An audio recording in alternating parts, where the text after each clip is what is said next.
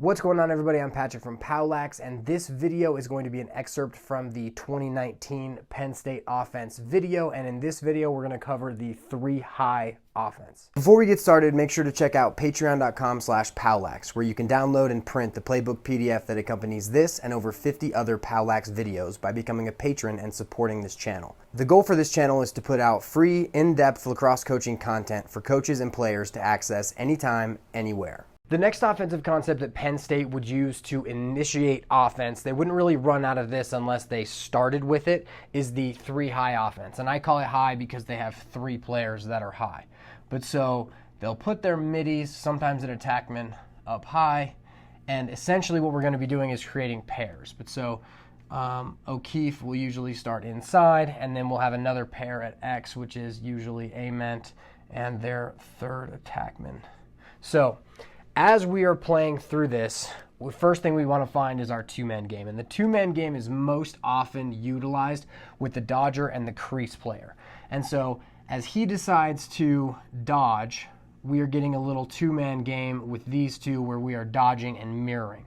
Now he can also go over the top, in which case he will float outside. And so we're essentially creating our two-man game here. The next way that we can create a two-man game within this three-high offense is that we can actually pick with the top center player, and that can happen in a couple of different ways. First off, if he sweeps across the top, these players are going to have to get through, and so if he comes down to set a pick here, he's now coming over that pick as we go through. Now, the next way that they will pick from the top center position is they will pick by actually coming in and under, and then setting a pick here for the player who is dodging off. And now anytime a pick is set by this player, the player on the crease is still going to mirror. So he'll mirror up here. If he sweeps across the top, he'll float out the side. But essentially, this is how we're going to build our two-man game. We're either going to get a pick or a mirror from the crease, or we are going to get a pick from the top center player with a mirror from the crease as well. Our first clip of the three-high two-man game is a bit off kilter because of how they're playing, but essentially the two-man game is actually Mac O'Keefe here and the Dodger here. These other two players are the other two players that are in this high set, and they are going to exchange. But so as the dodge goes down the alley, he S-dodges to get to the middle of the field, shoots, and scores. In this clip, we get a better look at why I call this three-high, because you've got your three players high. The dodger here is going to go down the alley, and because the crease slide does not want to come off O'Keefe, he doesn't slide in time, and they give up a goal. In our next two clips, we're going to show what happens when a pick is set up top. The first one is a planned pick where the top center player is going to move inside out, and as he does that, the sweep comes over the top. The pick works very well and frees up the ball carrier sweeping over the top. Now, the off-ball movement actually generates the goal, and it's essentially an overlap, which we'll see last, but this player here will sometimes actually overlap the sweep, but this time he reads his defenseman is watching the ball, he back cuts him, accepts the feed, and scores. In this next clip of a three-high top pick, we get another sweep, and we show how the crease is still going to mirror the ball, even though he's not in this two-man game. As the ball carrier sweeps over the top, the pick is set extremely well. He draws a slide from the crease and the switch from the picker. The crease mirrors off to the right wing, accepts a feed, and scores. Now within this three-high set, we are utilizing pairs, but we're also using a more traditional style of offense where we are going to be attacking the backside as we draw and then move the ball. But so let's say we have a dodge here, we get a mirror, we get a cut the middle, and we get a fade. Now, from the attacks position, they can stay in this spot or they can clear through. And regardless of what they do, if we draw to this side and don't get anything good, we can have this player step away, get his hands away, and he can move the ball back to O'Keefe, who can move it back to M2. And now, as he is then playing out this dodge, he's dodging, and this player is going to come try and set a pick there. We get a fade, we get a cut the middle. It can kind of cycle in that way. The other thing that can obviously happen is if he wants to throw the ball forward, he's going to throw it forward, swing it, boom.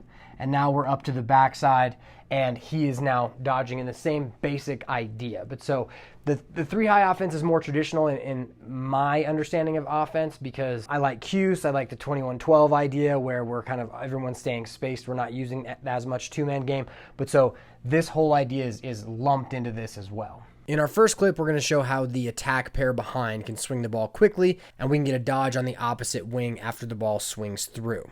So the dodge goes down the alley, the crease mirrors, we get a backside exchange. The ball goes forward to the first attackman, and then to the second, now up to the right wing. And now this player isolates his short stick on the side, uses a split roll, gets top side, and scores. In the next clip, we're going to show how the ball will be passed back up top and then swung to the backside.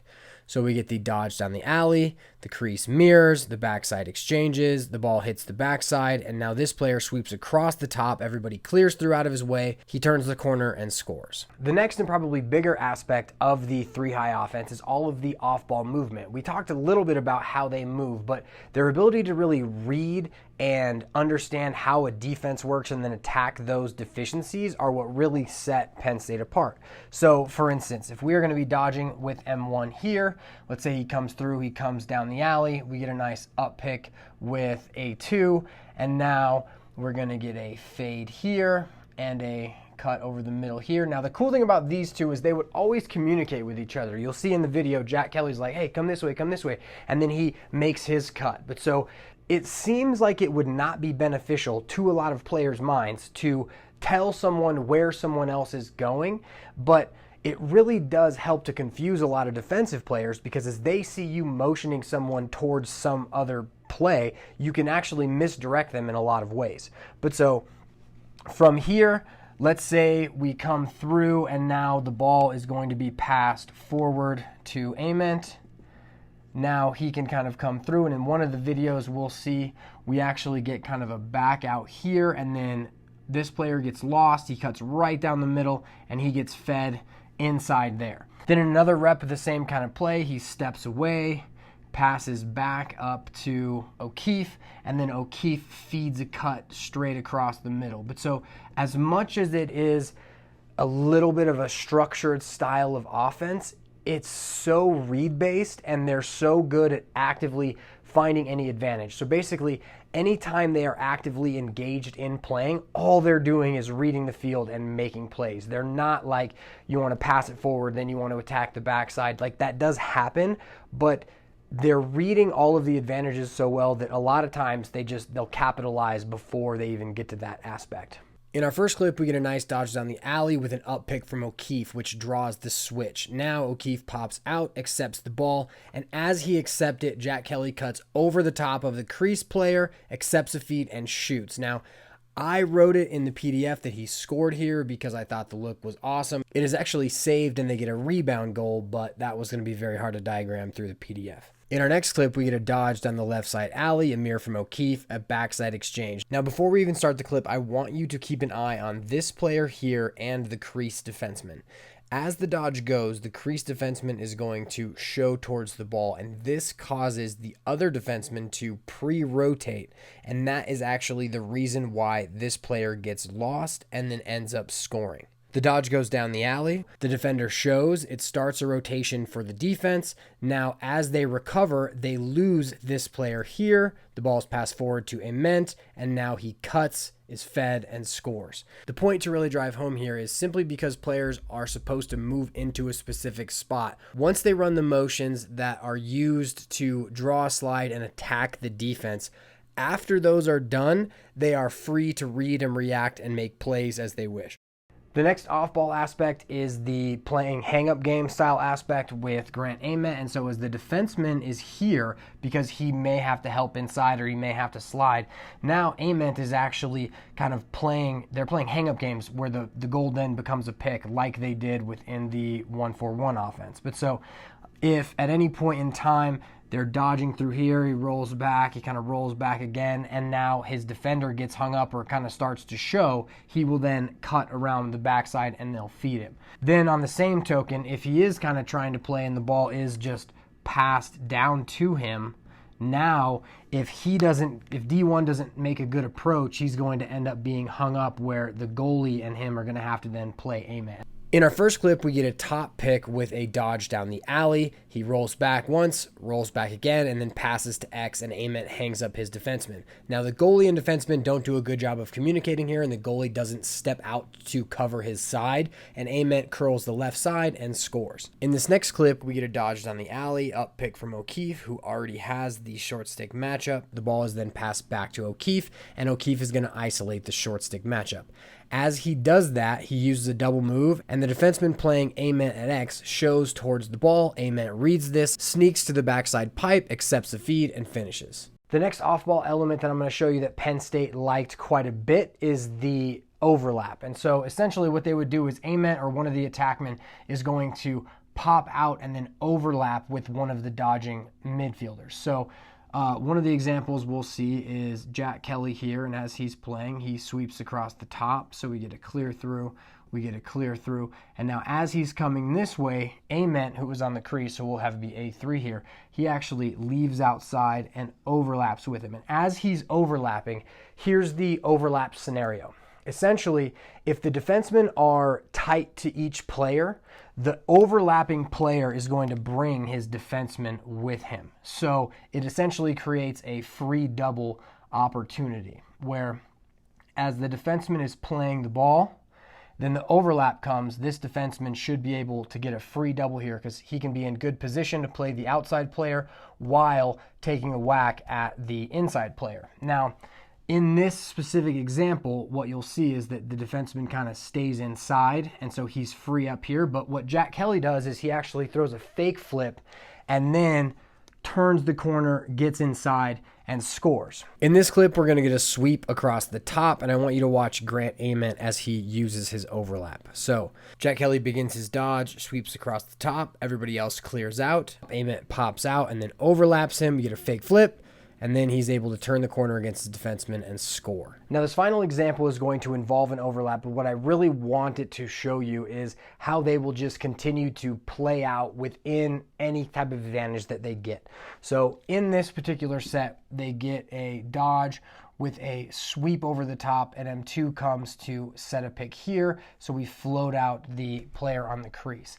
Now, as M3 gets through, now he is actually going to set a pick as well, and we're going to get an overlap with Ament here. Now A3 on the crease is kind of going to come upfield as well, but so as he comes over the top, he's going to throw the ball forward to Ament. Now within this, Jack Kelly here, he's going to slip to the goal, and now they're looking at, once they pass it, they're looking back through the defense. And now that Ament has the ball, he's going to overlap. And now as he comes to the top of the field, he's going to step away. Jack Kelly then is going to come back through. He's going to pick again, and now he's coming off of a pick. And then he's stepping away, re-dodging, and they're all kind of just playing through. But so once there's any type of advantage, or they feel they're moving quickly and they're playing at a tempo that the opposing team can't play with them, they'll just play out whatever set they're in before they actually slow it up. But so they're very freelance after a certain point where they are picking and moving a ton off ball. So the offense begins with a top pick, and then we also get Jack Kelly to pick again. Now as he comes over, Ament receives the ball and overlaps him. Now Jack Kelly comes out to pick again. The pick works well. He gets the switch to the short stick matchup, and Ament buries it on the run. I appreciate you guys for taking the time to watch this video. Definitely let me know what you guys thought down in the comment section. If you'd like to download the playbook PDF that corresponds to this video, you can get that at patreon.com/POWLAX by clicking this link up here in the corner and becoming a patron for as little as $1. This will be a part of the $5 tier.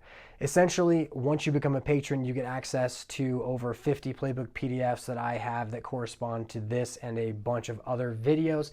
And I really do appreciate all of the support that I've received, especially all of the people who have maintained their patronage throughout the summer. I know it's kind of a weird thing having a lacrosse coaching site that you don't necessarily use all the time, especially once the season ends, but I really do appreciate everyone for, you know, supporting through the off season, because that's when I get most of my stuff done anyway.